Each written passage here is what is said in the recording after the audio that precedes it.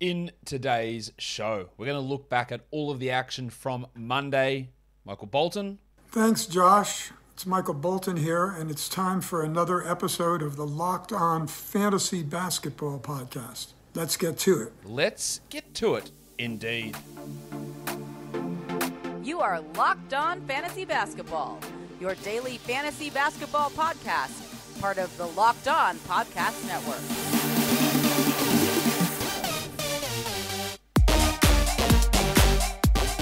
Hello and welcome to the Locked On Fantasy Basketball Podcast, brought to you by Basketball Monster. My name is Josh Lloyd and I am the lead fantasy analyst at basketballmonster.com and at Yahoo Sports Australia. And you can find me on Twitter, as always, at redrock_bball and on Instagram at Locked On Fantasy Basketball. Thank you for making Locked On Fantasy Basketball your first listen every day.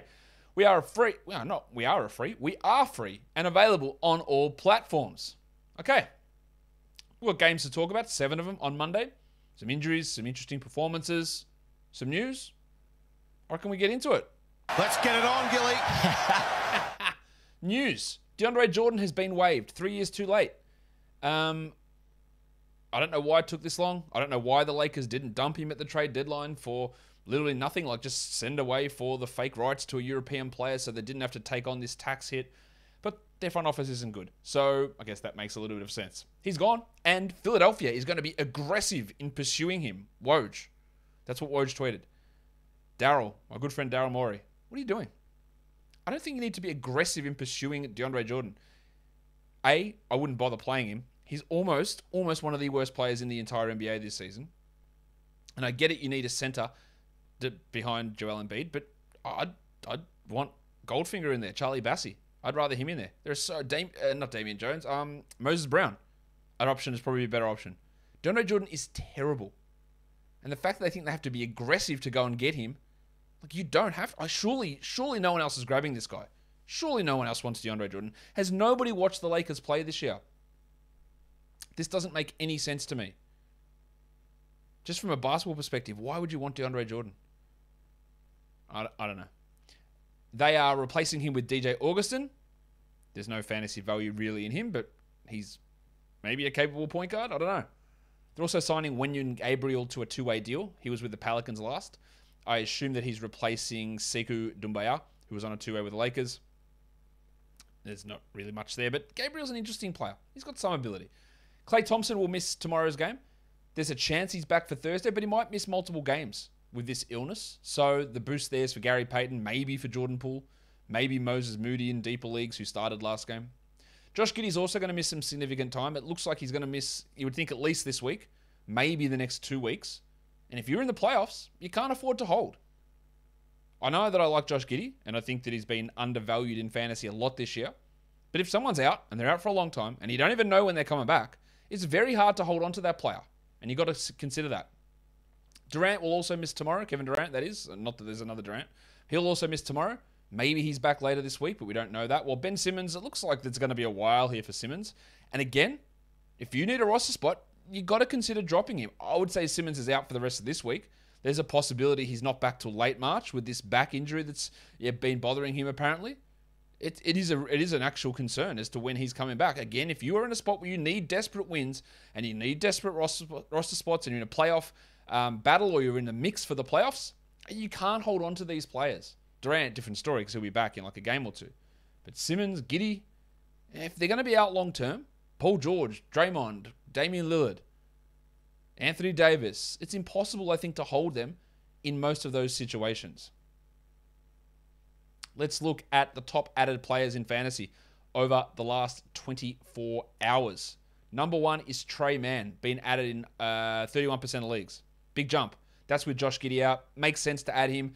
Some of what he's doing at the moment is pretty unrealistic to continue with the high shooting and the assist numbers. But he has been playing really well, obviously, and we'll see where it we'll see where he ends up going. We'll talk about his game today later on. But he's a solid ad for sure. With their schedule this week, it was really solid. And yeah, now the absence of Giddey is obviously going to help that out. Precious Achiuwa, the big sneeze, up 29%. Solid game from Precious today. He's with the 5 games this week, there's value in him. He didn't start, but he played good minutes. You know, I don't particularly like him as a player, but the last couple of games have been better. So there's no problem with having him for these 4 games. It's or 4 more. Dinwiddie up 24%. Again, not a problem. Take a flyer. He played well last game. I don't expect him to be a 70% shooter like he was in that game. And that really fueled a lot of what he did, and expect some disappointments. But again, nice game tomorrow. Add him. No problem. Michael Porter Jr. up 18%. No. I don't think there's any point in that. That's a lot of people adding him. So much back and forward about when he's coming and if he's coming and if he's going to be ready. But I just don't see it. It's got to be in a roto situation where you can just sit him on the bench and not have to play him. Jalen Smith up 17% before he got ejected today. That was working pretty well. I think he's a 12-team league guy. The Shark, Bruce Brown, Baby Shark, up 17%. Solid enough production. Again, while these players are out, he's got value, and that will drop off. Hartenstein up 9%. I wish I could rely on it. I can't. Dan Gafford up 8%. Yeah, he's probably a back-end 12-team league player. Lonnie Walker up 8%. Hello. No, I can't get behind that. And Isaiah Roby up 7%. Again, the schedule for the Thunder's pretty nice this week, so that one makes a bit of sense. The top drops, Maxi Kleber down 18. Yeah, he's only a fringe player. So when he underperforms, move on. Malik Monk down 16. Yes, no worries. Aaron Holiday down 12. Yeah, he shouldn't be on a roster in 12 teams. Hassan Whiteside down 9. Easy drop. Avdia, I would have held on to. He's down 9. Davion Mitchell down 9%. Yes, that's a drop. DiVincenzo down 8. Yes. Alec Burks, no worries at all. We're dropping Alec Burks, not a single one. Alec Burke. Justice Winslow down 7. I would have held on to, even though he missed last game. And then Nick Batum down 7. Absolutely no problem with that. No reason to have him as any sort of must roster player at this point. But I'll tell you what is must roster. That is getting across to BetOnline. It's your number one spot, betonline.net is, for all of your sports betting needs. Basketball is full steam ahead for college basketball and for pro basketball. And you're going to get all the latest odds, totals, and player performance props at betonline.net. BetOnline is the best spot for all of your sports scores, podcasts, and news this season. It's not just basketball. You've got the odds at betonline.net for hockey, UFC, and boxing as well. So head to the website today or use your mobile device to learn more about the trends and the action. BetOnline is where the game starts. Let's get into some games. First one. The Minnesota Timberwolves. Good win for them over the Cleveland Cavaliers, 127-122. Really good numbers. Just bringing up my screen so I can see it. For the Wolves, D'Angelo Russell's strong form continues. 25, 4 and 3, a steal and a block, while Pat Bev got 29 minutes. Again, a must-roster player. Cannot stress it enough. 33 fantasy points, 11, 2 and 6, 1 steal, 3 blocks. Goose, Anthony Edwards. He was on the Buy Low show today. We talked about how putrid his shooting was. He went at 54% here. We talked about the evaporation of his steals, and he got 4 of them. Big bounce back. Now, 17, 4 and 4 is not particularly good, but given what bullshit he was dishing up to us before, this is great. It's fantastic. Jaden McDaniels, another low-minute night, 18 minutes. Now, he scored 17 points with 5 threes, which is astonishingly good, but I don't trust that level of production. If he's playing under 20, he's not a 12-team league guy. Jared Vanderbilt did his thing with 9 boards and 75% shooting, but he's not looking great out there. If you want to drop him, by all means. The upside is not particularly high. And then the artist formerly known as Prince had 15 points in 20 minutes. He's really cutting into McDaniels' production here at the moment. And Malik Beasley's been pretty atrocious all season. He's still rostered in 12-team leagues for some unknown reason. 9 points in 17 minutes.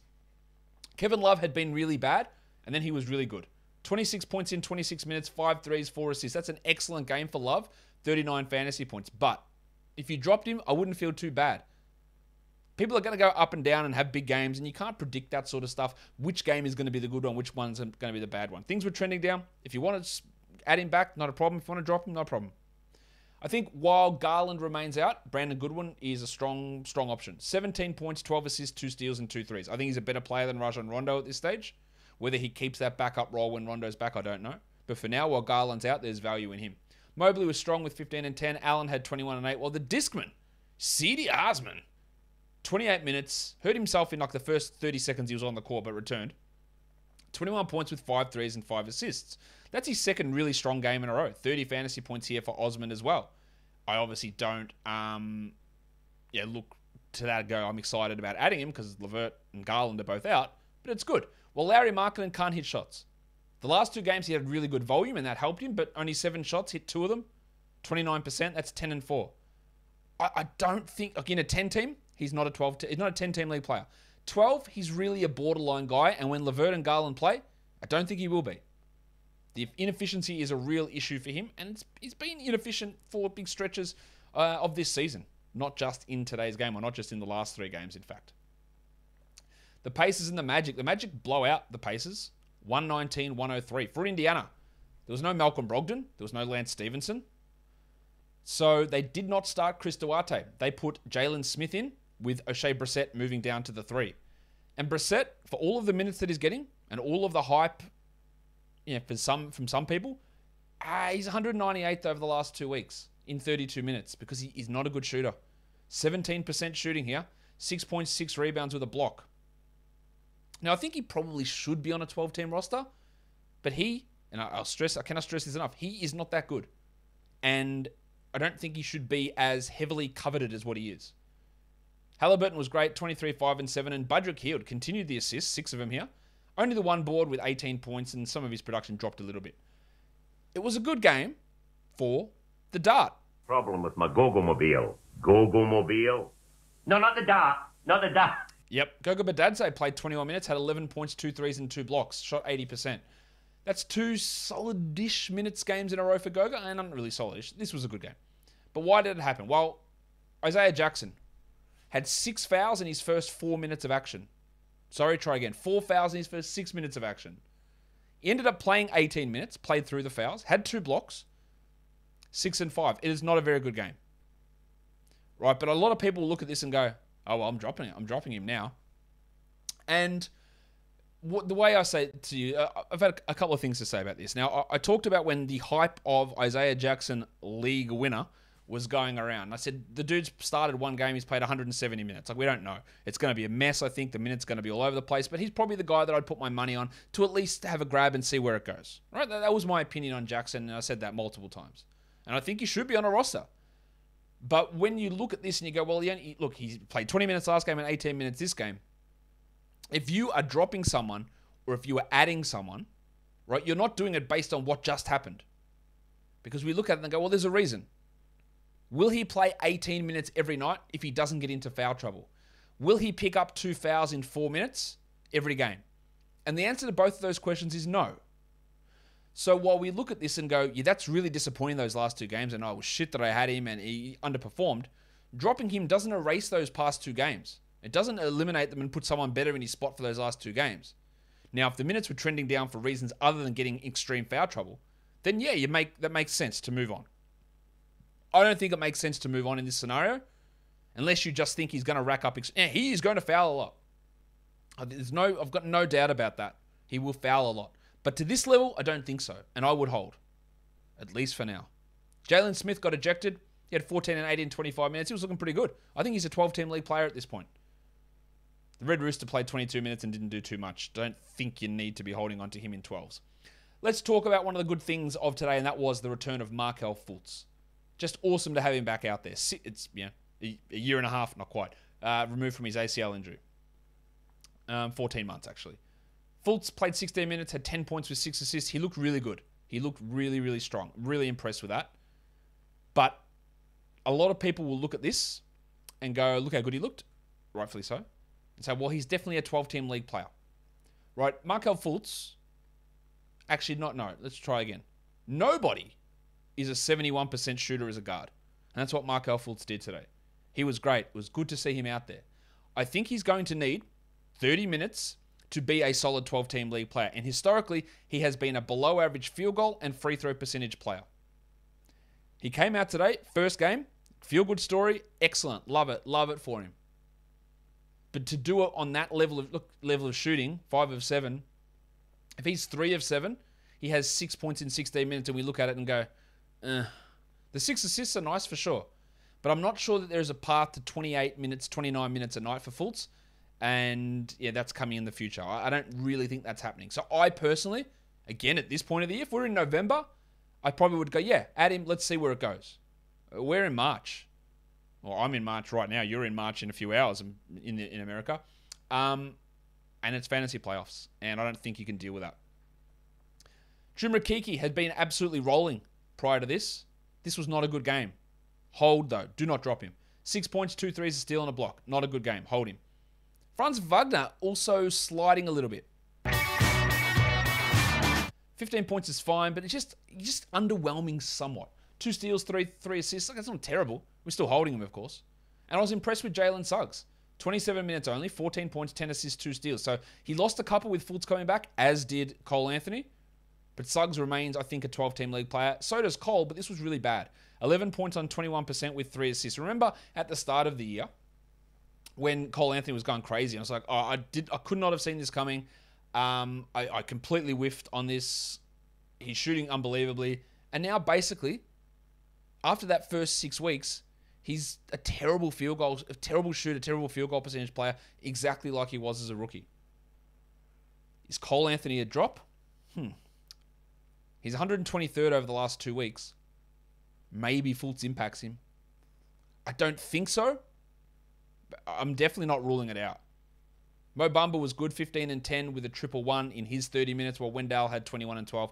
Wendell Carter has just been excellent this season, and how he's top 30 over the last 2 weeks, 34 fantasy points in this game from Wendell Carter Jr. Really, really strong stuff. Maybe he's been getting into my stash of Built Bars. Wendell, get your hands off my bar, because Built Bar is the best tasting protein bar ever. Maybe you want to try their Puffs. Protein-infused marshmallowy goodness. The flavors are amazing. These things are low in calories, low in carbs, low in fat, low in sugar, but they're high in protein, like 17 grams of protein a bar and just 130 calories. A delicious candy bar, which Built Bar and me, we're not going to lie to you. Candy bars taste delicious. We love them. Do we love them turning us into fat pricks? Probably not. Built Bar, though, has got that taste. It's bottled it into a protein bar, and doing it with low calories and high protein, man, it's good for you too. And they're covered in 100% real chocolate. So go to Built.com, use the promo code LOCKED15. That's LOCKED15, and that saves 15%. Built Bar is built different. Next game.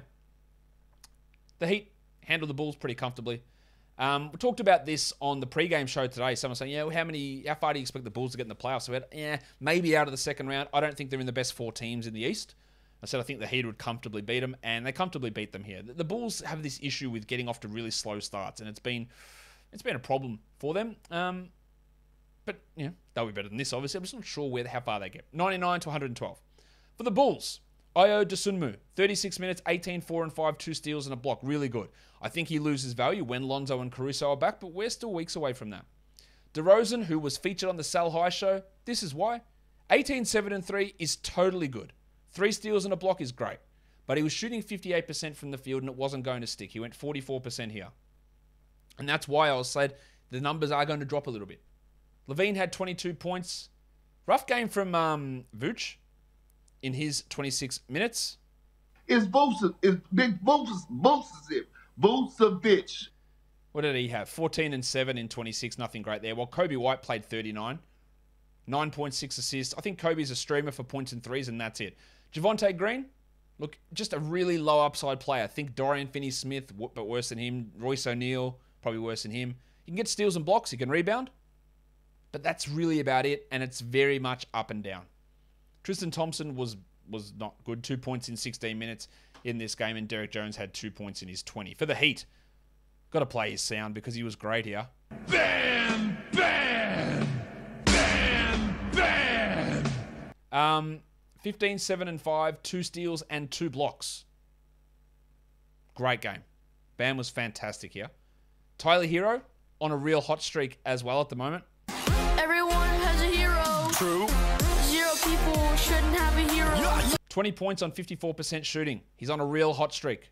Consider a sell high because that shooting won't last. 6 rebounds and 5 assists. Gabe Vincent, stream him in while Lowry's out. 20 points in 4 threes. Well, Jim Butler, he's probably a buy low at the moment, Jimmy, with the struggles. Because he's my butler. I'd be cautious about getting Butler because of injuries, but 31% shooting's rough. 15, 7 and 4 with 4 steals and 7 of 10 from the line. You rely on Butler to have high field goals and high free throws, and he's not doing either at the moment. Max Strus had a little hot streak, 13 points in 23 minutes. Caleb Martin had 9 in 25. Well, Dunk Robinson continued to struggle, 9 points in 22.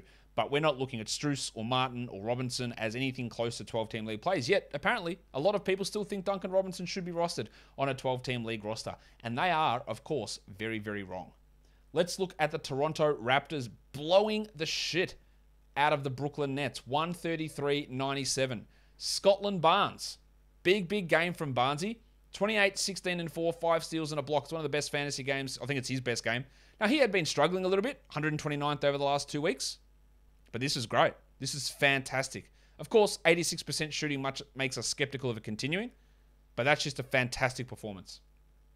Malachi Flynn filled in for Fred VanVleet. 34 minutes, 18, 4 and 5, 2 steals and 3 threes. Thought he looked good. He's a player that I've liked at times, but he struggled obviously to find a consistent role here. There is 4 more games for the Raptors this week. I don't know if VanVleet's going to play in any. If you want to take a flyer on someone like Flynn and think maybe you can get a game or 2 out of him, no worries. But it's legitimately possible that Malachi Flynn plays 5 minutes in the next 4 games combined. If VanVleet's healthy, Flynn may not play at all. That's just been the pattern. Now, he could easily take over the backup role from Delano Banton, and he absolutely should. But he probably... Look, if VanVleet plays, Flynn's going to have no 12-team utility at all. But if you want to take that flyer, go ahead. The Big Sneeze had 20 points. Precious Achua, 24 minutes, 8 rebounds. Well, it was Thad Young and Chris Boucher who really struggled. 15 for Thad and 12 for Boucher. If it wasn't for the 5-game week, they'd both be getting jacked really hard. Get that garbage out of here! 11 points with 3 threes for Thad, while Boucher had 8 in 12 minutes. I don't think, even with 4 games left, I'm not sure Boucher is worth holding. And the big tree, Ken Birch, went scoreless in 10. They are really minimizing him. He is struggling. And they've got so many other center options. That's always what makes Thad and Boucher and Precious, all these guys, a little bit risky. Because there's just so many of these players. And then when OG comes back, who knows how that goes. Gary Trent, bit of a slump. Now, the 5 steals are excellent for Trenner. But he's still ranked outside the top 200 over the last 2 weeks because the shots aren't falling. He had 0 rebounds, 12 points, 30% shooting, just 71 from the line, didn't grab a rebound. The 5 steals, again, are really nice. But he has tailed off here over the last couple of weeks. Probably turns him into a bit of a buy low. For the Nets, no Durant, no Irving, no Simmons, no Harris, of course. The Shark played only 24 minutes. Bruce Brown, 14 and 6. Just keep streaming him for the time being. It won't last. And then the center mix, I got no idea what to do with it. Aldridge played 20 minutes, had 15 points. Drummond played 16 minutes, hurt himself early, but played through it. Had 3 points in 16 minutes. In the last game, he played 29. The Steve Nash, this wasn't even Steve Nash because Jacques Vaughn had to take over because Nash was out for COVID. That situation, like the centers, it's all over the place. We had Claxton play 12 minutes. We had Sharp play 12 minutes. Admittedly, that was basically garbage time. But it's very hard to get a handle. Like, I wouldn't say that Aldridge is must roster. I would probably still hold Drummond, but it might not end up. He might play 20 a night, especially when Simmons plays, whenever that is. James Johnson played 18 minutes. Cam Thomas scored 14, but I don't really think Cam is anything more than like a 16-team league option. Just complete mess. And Patty Mills, again, sorry, mate, but you just can't be rostered in 12 or 14-team leagues. Get that garbage out of here! 3 points on 13%. He's still rostered in a lot of leagues, and there is absolutely, I don't think, any justification for that being not being true. You shouldn't do it. Shouldn't roster him. That's what I'm trying to say. The next game, Sacramento Kings, pretty good win here over the Thunder. 131-110. Sabonis, 14, 16, and 7. Very, very good shooting, but only took 8 shots. That's weirdly low usage and no free throws, but hit 7 of 8. But good game. The pencil, Harrison Barnes. Barnesy. Starting to really settle in again now. 23-5 with 2 steals. And how about your mate, Trey Lyles? 31 minutes for Lylesy. 24 and 6. Now, that is interesting. There's obviously a gap there at power forward, and they took Mo Harkless out of the rotation entirely, and they're not playing Chimezie Metu. Given that he played this well, I think Lyles is going to have this spot for a bit. I do not trust Trey Lyles as a 12-team league player at all. 71% shooting, we'll say it all the time. When you see a number like that, you got to go, I don't think so. He was 9 of 10 on 2s. But if you're in a 14-team league, not the worst thing to stream him. Fox did his thing again. Unfortunately, part of his thing is being bad from the line, 57%, but 29, 4, and 10 with 2 steals in 41 minutes. Well, Justin Holiday had 25 minutes for 3 points. He's not a 12-team league guy. Davion Mitchell scored 13 points in 21 minutes. He's not a 12-team league guy. Jeremy Lamb went from 29 minutes to 19 minutes and had 5 points. And Dante DiVincenzo hit 4 threes for 14 points in 22 minutes. But those 4 names are just going to eat each other's value.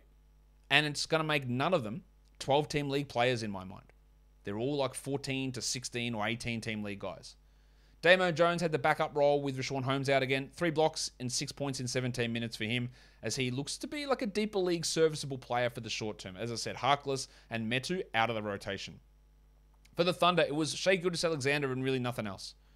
Shai had 37, 7, and 10 with 3 steals, shot 75%. A brilliant game. Unfortunately, just 71 from the line, but good nonetheless. While Pokusevski racked them up. With Aaron Wiggins injured, and I think he's going to miss some time, I don't mind adding Pokusevski. 9 and 8, 5 assists, 2 steals, 2 blocks. We saw when Wiggins was out, he played some good minutes before. Roby, 8 and 4, 2 steals and a block. Not a bad streamer, probably more 14, but there is some 12 value there. While Trey Mann, who I said was shooting out of his mind and had been poor at that all season, he went back to being poor. 11 points, 4 assists. Still, you can hold him. But those 2-3 games that he had were outliers, and he's probably not going to be a consistent 12-team league guy rest of the way. Vic Krejci had some minutes, so deeper leagues, you might want to add him, 10 and 5 in 29 minutes. And Olivier Sarr had 12 points in 26 minutes. Just some names to be aware of that exist in the NBA for those of you in 20-team leagues or 30-team leagues. Baisley didn't do much. He had 2 blocks, which is nice. But, he's not a 12-team league player. He's rostered in a ton of them. I don't think he should be. Let's go on to the next game, which is, what is it? It is the San Antonio Spurs and the Memphis Grizzlies. Really good win for the Grizzlies, 118-105. DeJounte Murray was ejected at the end. He ended with 21, 8 assists, 3 steals, so good overall. And Poeltl continued his strong form, 16-10 with 4 assists and 2 steals. He's been really, really good of late.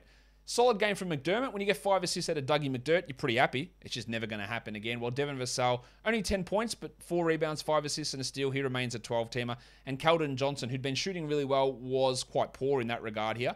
10 points on 27%. But in anti-Keldon Johnson style, he had 2 steals and a block, which you don't really expect. Lonnie Walker's racking up numbers. 22 points for Lonnie in 25 minutes. Now, I do not believe that he's anything more than a points streamer, but he is scoring and getting good minutes at the moment. I don't buy it as a 12-team league ad, but this was solid. And then there's not much going on the bench here. Like Trey Jones put up big numbers last game, but yeah, 14 minutes with everyone back. That's just sort of what you expect. For the Grizzlies, Ja Morant was unbelievable. Unbelievable. 52 points, 34 minutes. No steals, no blocks is annoying. The bad free throws are annoying. 73 from the field is amazing. And yeah, the 4 threes are really good. It's not the best fantasy line, but it's still pretty bloody good when you score 52. Steve Adams, 4 points. That's rough, but 14 boards, 5 assists, 2 steals, 3 blocks. He's been really, really good. The free throws are a disaster, but everything else is strong. While Kyle Anderson got 24 minutes, he's sort of pushing back into the rotation. Don't add him, but he's pushing back. Melton played 24, had 15 and 6, a steal and a block. Look, he is a 12-team league player at the moment. Only a back-end guy, but he is at the moment. Only got 20 minutes from Jaren Jackson. He had 5 fouls, that's why. So Kyle Anderson pushed into those minutes. Well, Brandon Clark really struggled in this game. First game back from that eye issue. 8 points, 4 rebounds, 16 minutes. I think I still would hold him, but obviously that's poor. Zaire Williams went scoreless, didn't do much. Tyus Jones had 13 points in 19 minutes. And, Des Bane. Yeah, some struggles coming for Bano here. 27% shooting, 8 points. The 6 assists are nice, but the shooting is in a massive cold streak. Now, he is probably a little bit of a buy low with outside the top 100 over the last 2 weeks. Probably is a bit of a buy low, but he was also just a massive sell high before where those numbers were completely unsustainable. So keep an eye on what his value might be if anyone foolishly drops, but I wouldn't panic too much about Desmond Bane's production. So let's go to the last game of the night, the Charlotte Hornets and the Milwaukee Bucks. I don't know why those logos haven't appeared up there. Apologies for that. Anyway, the Bucks win it easy. 130-106 is the final score here. LaMelo Ball was pretty good, 24 points in 30 minutes, but overall, again, just a blowout. So minutes get reduced. Oubre, again, I don't know what the hell to do with him. His minutes go all over the place, 17 and 7. That's a pretty strong game. And then he shot 2 of 7 from the line to completely make it look terrible. Montrezl Harrell, the minutes continue to be down. He is trending towards a drop. 9 and 4 in 25, while Bridges struggled his way to 14 points in 30 minutes, and Plumlee played 17. The Plumlee minute, whatever that is all over the shop again. Not a 12-team league guy. PJ Washington's probably the guy that I have there over Plumlee or Harrell. 13 points, 3 threes for PJ. Rozier had 8 assists, and he's really upped his assist game lately. 17 points there. And not much else going on. Cody Martin played 17 minutes. Still no Hayward, and still no McDaniels, who I think we're going to be out a little bit longer. For the Bucks, only 28 minutes for Giannis. 26, 16, and 6 with 4 blocks. That's amazing. And 14 of 14 from the line. Drew had 21, 6, and 8. Portis had 20 and 10 in 23 minutes. 19 for Middleton. Even Javon Carter had 10 points and played 29 minutes. That's how much of a blowout it was. He played 29. I think we can move on from Grayson Allen, who played only 18 minutes. He had 11 points, but I thought, given the absences, he'd play 30. He's not. See you later. And then we had meshes of Ibaka and Thanasis and Wes and Nwora and Bembry getting those bench minutes. Honestly, not a lot to take out of that from the Bucks' point of view, except that Grayson's a drop and don't need to do anything there with Javon Carter. Not a hugely informative last game of the night, I don't think. But let's look at the lines of the night in total. Your monstrous is Giannis. Waiver wire is Brandon Goodwin, who's got stream value. Young gun is Scotland Barnes, and your dud is Brandon Clark. Top 10 players today. Number 1 is Giannis. Number 2 is Scottie Barnes. Number 3 is Shai Gilgeous-Alexander. Then Morant, Halliburton, Love, Sabonis, Steve Adams, Brandon Goodwin, Drew Holiday. Your top 10 players rostered in under 50% of leagues. Brandon Goodwin at number 1. Yep, he's worth a stream. Trey Lyles, I don't know. I think he's going to get minutes. I don't mind the ad. I'm not fully into it, but I don't mind it. Chetty Osman, not interested. Malachi Flynn's a flyer if Van Vliet misses time. DiVincenzo, not enough consistency. Anderson, no. Pokuševski, maybe. Achua, maybe. They could be 12-teamers. Prince and McDermott, no thank you. And your top 10 players in points leagues. Giannis, Barnes, Gilgeous-Alexander, Morant, Fox, DeJounte Murray, Goodwin, Steve Adams, Bam Adebayo, and Drew Holiday. And that will do it for today's show. Don't forget to follow this podcast on Apple Podcasts, Google Podcasts, Stitcher, Spotify, and on the Odyssey app. If you're here on YouTube, thumb it up and leave your comments down below. Guys, we are done here. Thank you so much for listening, everyone. See ya.